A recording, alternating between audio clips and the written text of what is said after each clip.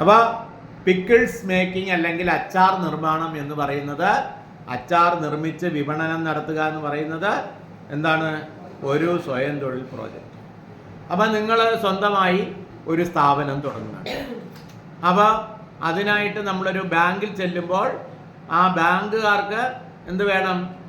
എന്താണ് ചെയ്യുന്നത്, എവിടെയാണ് ചെയ്യുന്നത്, എപ്പോഴാണിത് തുടങ്ങുന്നത്, എത്ര രൂപ മുടക്കുന്നു, എത്ര രൂപ അതിൽ നിന്ന് പ്രതിമാസം വരുമാനം കിട്ടുന്നു, ഒരു വർഷം എത്ര രൂപ വരുമാനം കിട്ടുന്നു, അത് അടുത്ത വർഷം ഒരു 5 വർഷത്തേക്കുള്ള ഇതിൻ്റെ വളർച്ച എങ്ങനെയാണ്, മനസ്സിലായില്ലേ?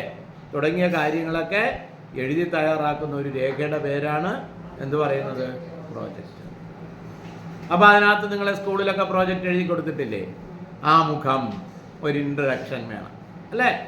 പിന്നെ അതിനൊരു എന്താണ് ചെയ്യുന്നത്, എവിടെ, എന്ത്, ആര്, എങ്ങനെ, എപ്പോൾ തുടങ്ങിയ കാര്യങ്ങൾക്കെല്ലാം ഉത്തരമായിട്ട് നമ്മൾ അതിനൊരു ആമുഖം എഴുതുക അല്ലേ? പിന്നെ അത് കഴിഞ്ഞിട്ട് ഇതിൻ്റെ ലക്ഷ്യം എന്താണ്, ഈ പ്രോജക്റ്റിൻ്റെ ലക്ഷ്യം എന്താണ്? ഇപ്പോൾ സ്വയം തൊഴിൽ കണ്ടെത്തുവാനായി അഭ്യസ്തവിദ്യയായ ഒരു യുവതിക്ക് ഒരു സംരംഭം തുടങ്ങുക എന്നുള്ളതാണ് ഈ പ്രോജക്റ്റിൻ്റെ ലക്ഷ്യം. മനസ്സിലായോ? ഈ പ്രോജക്റ്റ് തുടങ്ങുന്നതിലൂടെ എന്താണ്? നമുക്കൊരു വരുമാനം ഉണ്ടാക്കുന്നത് കൂടാതെ ഈ പ്രദേശത്തെ ജനങ്ങൾക്ക് ഈ പ്രോജക്റ്റിൻ്റെ ഫലമായി നല്ല പിക്കിൾസ് അല്ലെങ്കിൽ നല്ല ഉൽപ്പന്നങ്ങൾ വിതരണം ചെയ്യാൻ കഴിയുക എന്ന് പറയുന്നതും ഈ പ്രോജക്റ്റിൻ്റെ ഒരു ലക്ഷ്യമാണ്. മനസ്സിലായോ? ഇനി ആരാ ഇതിൻ്റെ ഗുണഭോക്താക്കൾ? ഇവിടെ നിന്ന് സേവനം വാങ്ങുന്നവർ, ഇവിടെ നിന്ന് അച്ചാർ വാങ്ങി ഉപയോഗിക്കുന്നവർ, അവരവരുടെ ഒരു ഗുണഭോക്താക്കളാണ്. ഒപ്പം സംരംഭം തുടങ്ങി വരുമാനം കണ്ടെത്തുവാനുള്ള നിങ്ങളുടെ പരിശ്രമത്തിനിടയിൽ സംരംഭകനും ഒരു ഗുണഭോക്താവാണ്. അതല്ല ഈ പ്രോജക്റ്റിൻ്റെ ആകെ നേട്ടം എന്ന് പറയുന്നത് സംരംഭം തുടങ്ങി വിജയിപ്പിക്കുന്ന ആളിനാണ്. പിന്നെ എന്തൊക്കെ പ്രവർത്തനങ്ങളാണ് ഇതിൻ്റെ ഭാഗമായി ചെയ്യുക? മനസ്സിലായില്ലേ? ഇപ്പോൾ ഒരു അച്ചാർ നിർമ്മാണമാണെങ്കിൽ എന്താ ചെയ്യുക? രാ മെറ്റീരിയലൊക്കെ വാങ്ങിക്കുക അല്ലേ? ഇഞ്ചി, മാങ്ങ, നാരങ്ങ, നെല്ലിക്ക തുടങ്ങിയ അച്ചാറിന് വേണ്ടുന്ന സാധനങ്ങൾ വാങ്ങി അത് സൈസ് അനുസരിച്ച് കട്ട് ചെയ്ത് വേണ്ട മസാലകളും ഒക്കെ ചേർത്ത് വിവിധ തരത്തിലുള്ള അച്ചാറുകൾ വാണിജ്യാടിസ്ഥാനത്തിൽ നിർമ്മിക്കുന്നു. 1/2 കിലോ, 1 കിലോ അല്ലെങ്കിൽ 3 കിലോ, 5 കിലോ ഇങ്ങനെയൊക്കെയുള്ള ടിന്നുകളിലാക്കി അത് ഹോൾസെയിൽ കടകൾ വഴിയോ അല്ലേ, അല്ലെങ്കിൽ റീറ്റെയിൽ കടകൾ വഴിയോ അല്ലെങ്കിൽ മേളകൾ വഴിയോ ഒക്കെ വിപണനം നടത്തുന്നു. അല്ലെങ്കിൽ door to door, house to house marketing, ഇങ്ങനെ പല മാർഗങ്ങളുണ്ട് അല്ലേ? ഇതൊക്കെയാണ് അതിൻ്റെ പ്രവർത്തനങ്ങൾ. സാമ്പത്തികം വളരെ ധനകാര്യം, വളരെ പ്രധാനപ്പെട്ട കാര്യമാണ്. എന്താ ധനകാര്യം? സമ്പത്ത് വേണ്ടേ? എവിടെ നിന്നാ സമ്പത്ത് വരിക? പണം. അപ്പോൾ നമുക്ക് എത്ര രൂപ മൊത്തം ചിലവ് വരും? മനസ്സിലായില്ലേ? അപ്പോൾ ഒരു കട വാടകയ്ക്ക് എടുക്കുകയാണ് അല്ലെങ്കിൽ റൂം വാടകയ്ക്ക് എടുക്കുകയാണെങ്കിൽ അതിൻ്റെ അഡ്വാൻസ് കൊടുക്കണമല്ലോ. ഈ അഡ്വാൻസിന് ബാങ്ക് തരത്തില്ല, നമ്മുടെ കയ്യിൽ നിന്ന് തന്നെ അഡ്വാൻസ് കൊടുക്കും. മനസ്സിലായോ? എന്നിട്ടോ ഇതിന് സ്ഥിരമായി വേണ്ടി വരുന്ന സാധനങ്ങളുണ്ടല്ലോ. ഏതൊക്കെയാ? ഇപ്പോൾ അടുപ്പ്, ഗ്യാസ് കണക്ഷൻ, കൊമേഴ്സ്യലായിട്ട് പാത്രങ്ങൾ അല്ലേ, അതിൻ്റെ weighing machine, fridge, mixie, furniture, shelf, ഇങ്ങനെ സ്ഥിരമായി വേണ്ടി വരുന്നതിനെ നമുക്ക് സ്ഥിര ചെലവുകൾ എന്ന് പറയാം അല്ലേ? സ്ഥിര ചെലവുകൾ എന്ന് പറയും. അപ്പോൾ നല്ല ഒരു യൂണിറ്റ് തുടങ്ങുന്നു, ഒരു 2 ലക്ഷം രൂപ അല്ലെങ്കിൽ 1.5 ലക്ഷം രൂപ, അതിന് സ്ഥിര ചെലവാണ്. മനസ്സിലായോ? പിന്നെ അപ്പോൾ അതിന് സ്ഥിര ചെലവായിട്ട് ഒരു ഭാഗം ഉണ്ടാകും. അപ്പോൾ 1.5 ലക്ഷം രൂപ സ്ഥിര ചെലവാണ്. പിന്നെ എന്ത് ചെയ്യുന്ന, ഒരു ബാച്ച് അച്ചാർ ഉണ്ടാക്കാൻ വേണ്ടുന്ന നാരങ്ങ, നെല്ലിക്ക, മാങ്ങ തുടങ്ങിയവയൊക്കെ വാങ്ങിച്ച് അതിന് റാ മെറ്റീരിയൽ എന്ന് പറയും. എന്ത് പറയും? അസംസ്കൃത വസ്തുക്കൾ അല്ലേ? ഇതിന് വേണ്ടുന്ന റാ മെറ്റീരിയൽ വാങ്ങിച്ച് എന്നിട്ട് അച്ചാർ അല്ലെങ്കിൽ കറി പൗഡറൊക്കെ പ്രൊഡ്യൂസ് ചെയ്ത് അത് പാക്കറ്റിലാക്കി ലേബൽ ചെയ്ത് അല്ലേ, എന്നിട്ട് വിപണനത്തിന് നിങ്ങൾ കൊണ്ടുപോകുന്നു അല്ലെങ്കിൽ കൊടുത്തയക്കുന്നു അല്ലേ? അപ്പോൾ അങ്ങനെയുള്ളതിന് എന്താ പറയുക? അതിന് വേണ്ടുന്ന പ്രവർത്തന മൂലധനം അല്ലേ? 1 ലക്ഷം രൂപ, 1.5 ലക്ഷം രൂപ നമുക്ക് സ്ഥിരമായി ചിലവ് വേണം. 1 ലക്ഷം രൂപ പ്രവർത്തന മൂലധനവും വേണം. ഈ പ്രവർത്തന മൂലധനം എന്ന് പറയുന്നത് എന്തിനു വേണ്ടിയിട്ടാണെന്നറിയോ? പ്രവർത്തന മൂലധനം ഒരു ബാച്ച് ഉണ്ടാക്കാൻ വേണ്ടിയിട്ട്.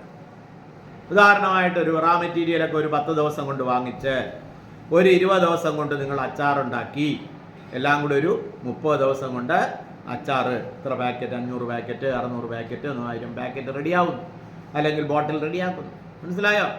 എന്നിട്ട് അത് ക്യാഷായിട്ടും വിൽപ്പന നടത്താം. മാർക്കറ്റിങ്ങിന് പോകണമല്ലോ. മാർക്കറ്റിംഗ് കടകളിൽ കൊടുക്കാം. കടകളിൽ കൊടുത്താൽ ഉടൻ പൈസ കിട്ടില്ല, ചിലപ്പോൾ 15 ദിവസം പിടിക്കും, 1 മാസം കഴിഞ്ഞ് തരും. മനസ്സിലായില്ലേ? ചിലപ്പോൾ ക്യാഷായിട്ടും പോവും, കുറേ ക്രെഡിറ്റ് ആയിട്ടും പോവും. അപ്പം നമ്മൾ 1 ലക്ഷം രൂപ മുടക്കി ഈ റാ മെറ്റീരിയലും മറ്റും വാങ്ങിച്ച് കൂലിയും കൊടുത്ത് നമ്മളിവിടെ ചേർന്നൊക്കെ ചെയ്ത് ഇത് വിറ്റ് വരുമ്പോൾ 1.5 ലക്ഷം രൂപയായി തിരിച്ചു വരുന്നുവെങ്കിൽ അതിന് എത്ര സമയമെടുക്കും?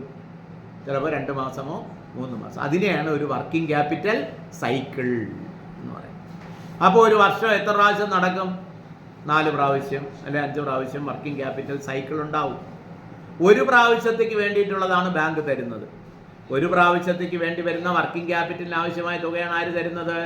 ബാങ്ക് തരുന്നത്. മനസ്സിലായോ? ഒരു പ്രാവശ്യത്തേക്കുള്ള തുകയാണ് ബാങ്ക് തരുന്നത്. അത് നമ്മൾ പിന്നെ അടുത്തോളം അത് വരുമല്ലോ, പൈസ തിരിച്ചു വരുമ്പോൾ വീണ്ടും അത് ഉപയോഗിച്ച് നമുക്ക് 1 or 2 പ്രാവശ്യത്തേക്കുള്ള തുക അത്തരത്തിൽ തരും. മനസ്സിലായോ?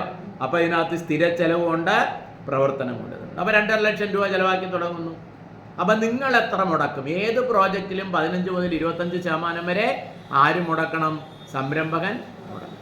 അപ്പോൾ നമ്മൾ 2.5 ലക്ഷം രൂപയുടെ പ്രോജക്റ്റ് ആണെങ്കിൽ 50,000 പ്രൊമോട്ടേഴ്സ് കോൺട്രിബ്യൂഷൻ, പ്രൊമോട്ടർ അല്ലെങ്കിൽ തുടങ്ങുന്ന ആൾ മുടക്കും 50,000. ബാക്കി 2 ലക്ഷം രൂപ നമ്മളിപ്പോൾ PMFMEയോ അത് പ്രകാരമോ മറ്റോ ബാങ്ക് ലോൺ എടുക്കും. ആ ബാങ്ക് ലോൺ എടുക്കുന്നതിൽ തന്നെ പഞ്ചായത്ത് ഏരിയ ആണെങ്കിൽ 35% സബ്സിഡി ഉണ്ട്. 2 ലക്ഷം രൂപ എടുക്കുന്നു, 70,000 രൂപ സബ്സിഡി ഉണ്ട്. ബാക്കി 1.30 നിങ്ങൾക്ക് സ്വന്തമായി തിരിച്ചടയ്ക്കേണ്ടി വരിക. മനസ്സിലായോ? അപ്പം അങ്ങനെയൊക്കെയാണ് ഈ പ്രോജക്റ്റ്. അപ്പോൾ പണം എവിടെ നിന്ന് വരുന്നു? അപ്പോൾ നമ്മൾ എത്ര മുടക്കുന്നു? നമ്മൾ 80,000 മുടക്കുന്നു, സബ്സിഡി 70,000. അപ്പോൾ ടോട്ടൽ 2 ലക്ഷം ബാങ്ക് തരും. നിങ്ങൾ സബ്സിഡി ബാങ്കിൽ വന്ന് കിടക്കും. നിങ്ങൾ 2-3 വർഷം ഇത് കൃത്യമായി തിരിച്ചടച്ച് കഴിയുമ്പോഴാണ് നിങ്ങളുടെ യൂണിറ്റിൻ്റെ ഇൻസ്പെക്ഷനൊക്കെ നടത്തി സബ്സിഡി അക്കൗണ്ടിലേക്ക് എന്ത് ചെയ്യുന്നത്? വരവ് വയ്ക്കും. നോർമലി ഒരു 5 വർഷ കാലാവധിയൊക്കെ നമുക്ക് വയ്ക്കാൻ പറ്റും. ഇത്രയും മനസ്സിലായോ? പല പല സ്കീമുകളാണ്. PMFME പോലുള്ള സ്കീമുകൾ, PMEGP പോലുള്ള സ്കീമുകളിൽ 35% സബ്സിഡി ഉണ്ട്. എന്നാൽ നിങ്ങൾ വേറെ സ്കീമിൽ പോയാൽ ചിലപ്പോൾ കുറച്ച് സബ്സിഡി ആയിരിക്കും. പല പല സ്കീമിന് പലതരത്തിലുള്ള സബ്സിഡി. അപ്പോൾ അങ്ങനെ എൻ്റെ ധനകാര്യം പറയുക. പിന്നെ എൻ്റെ നേട്ടകോട്ട വിശകലനം, എങ്ങനെ എപ്പോഴാണ് ഇതൊക്കെ ചെയ്യുന്നത്, മാർക്കറ്റ് എന്താണ്, ഇതിൻ്റെ മാർക്കറ്റിംഗ് എങ്ങനെയാണ്. അപ്പോൾ ഇത്രയും ചെയ്ത് നമ്മൾ 2.5 ലക്ഷം രൂപ ചിലവാക്കി, 1.5 ലക്ഷം രൂപ സ്ഥിര ചെലവ്, 1 ലക്ഷം രൂപ പ്രവർത്തന മൂലധനം കൊണ്ടുവരുമ്പോൾ ഇത് തുടങ്ങിയാൽ ഒരു വർഷം എത്ര ടേൺ ഓവർ നടക്കും? 3 മാസത്തിലൊരിക്കൽ നിങ്ങൾ എത്ര രൂപയുടെ 1.5 ലക്ഷം രൂപയുടെ സാധനം വിൽക്കുമെങ്കിൽ അപ്പോൾ 4 ടേൺ ഓവർ നടക്കുമല്ലോ.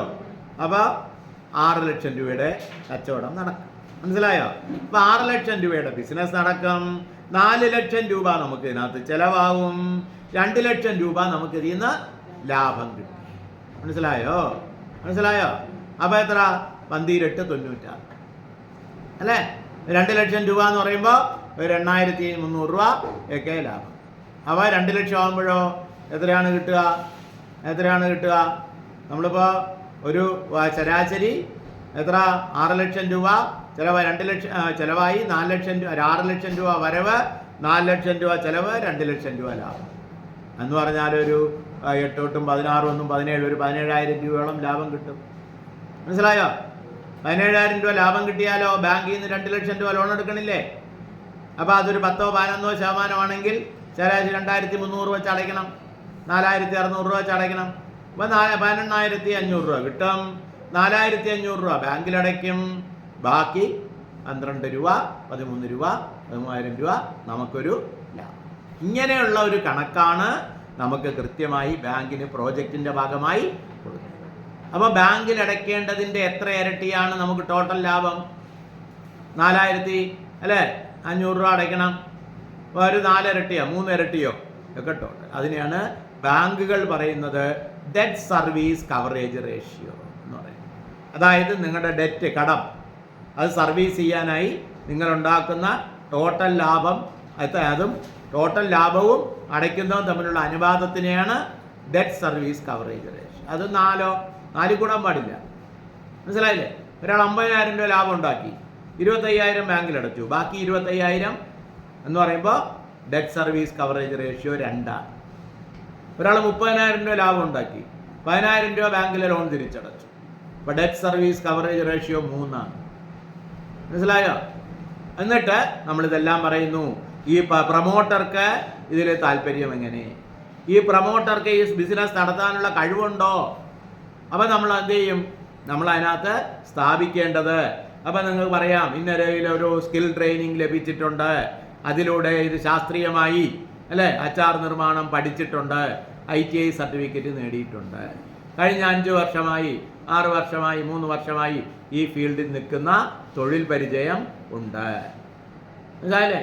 ഇപ്പം സംരംഭകൻ ഈ സംരംഭം നടത്താൻ കോമ്പിറ്റൻ്റ് ആണ്, സംരംഭകൻ ഈ സംരംഭം നടത്താൻ കഴിവുള്ളയാളാണ്, അത് സ്ഥാപിക്കുക. അതാണ് ബാങ്കുകാർ നോക്കുന്നൊരു കാര്യം. മറ്റൊന്ന് സാങ്കേതികമായി ടെക്നിക്കലായിട്ടുള്ള കാര്യങ്ങൾ, ഇതെങ്ങനെ ഉണ്ടാക്കുന്നു, ഇതിൻ്റെ കാര്യങ്ങളെ കുറിച്ചുള്ള വിശദീകരിക്കുക, മാർക്കറ്റിംഗ് എങ്ങനെയാണ് നടക്കുക, അതെല്ലാം വിശദീകരിക്കുക. അപ്പം സാങ്കേതികമായി ഇത് നടത്താൻ കഴിയും. സാമ്പത്തികമായും ധനപരമായും ഇതിൻ്റെ കാര്യം പറയണം. ധനപരമായിട്ട് എങ്ങനെയാണ് വരവ് ചെലവ്, എത്ര രൂപ മുടക്കണമെന്നൊക്കെ പറഞ്ഞതിനാണ് ധനകാര്യ വിശകലനം. അപ്പോൾ സംരംഭകൻ്റെ കഴിവുകൾ, ധനകാര്യ വിശകലനം, പിന്നെ സാങ്കേതിക വിശകലനം, തിരിച്ചടവ് ശേഷി, ലാഭം ഉണ്ടാക്കുമെന്നുള്ള ഉറപ്പ്, കുടിശ്ശിക വരുത്തൂല്ല എന്നുള്ള ഉറപ്പ്. ബാങ്കുകളെ സംബന്ധിച്ചിടത്തോളം 3 തവണ കുടിശ്ശിക വരുത്തി കഴിഞ്ഞാൽ ആ ലോൺ തുക മുഴുവൻ കിട്ടാക്കടമായി മാറ്റണം എന്നാണ്. പിന്നെ നിങ്ങളുടെ യൂണിറ്റ് പ്രവർത്തിച്ചാലും എന്ത് ചെയ്യണം? യൂണിറ്റ് പ്രവർത്തിച്ചാലും ബാങ്കിൻ്റെ പൈസ വന്നില്ലെങ്കിൽ എന്താണ്? ബാങ്ക് അത് കിട്ടാക്കടമായി. മനസ്സിലായില്ലേ? ഇനി ബാങ്കിൽ അടച്ചുകൊണ്ടിരിക്കണു, യൂണിറ്റ് നേരെ വർക്ക് ചെയ്യണില്ലെങ്കിലോ ബാങ്ക് ഒന്ന് ഇൻസ്പെക്ട് ചെയ്യുമ്പോൾ എങ്ങനെയെങ്കിലും അടച്ചാൽ പോരാ, കടം വാങ്ങിച്ചൊന്നും അടച്ചാൽ പറ്റില്ല, യൂണിറ്റിൽ നിന്ന് തന്നെ ഇൻകം ജനറേറ്റ് ചെയ്യും. അപ്പോൾ നിങ്ങൾക്ക് വരുമാനം കണ്ടെത്താനുള്ള ഏറ്റവും നല്ല സംഗതി ഒരു സംരംഭം തുടങ്ങുക. അതിന് വേണ്ടുന്ന പ്രോജക്റ്റ് എങ്ങനെ തയ്യാറാക്കാം, ഈ കാര്യങ്ങളൊക്കെ നമ്മൾ പ്രോജക്റ്റിനകത്ത് എഴുതണം. എൻ്റെ പേരാണ് പ്രോജക്റ്റ് തയ്യാറാക്കുക. ഓക്കെ, എഴുതി തുടങ്ങാം. ശരി.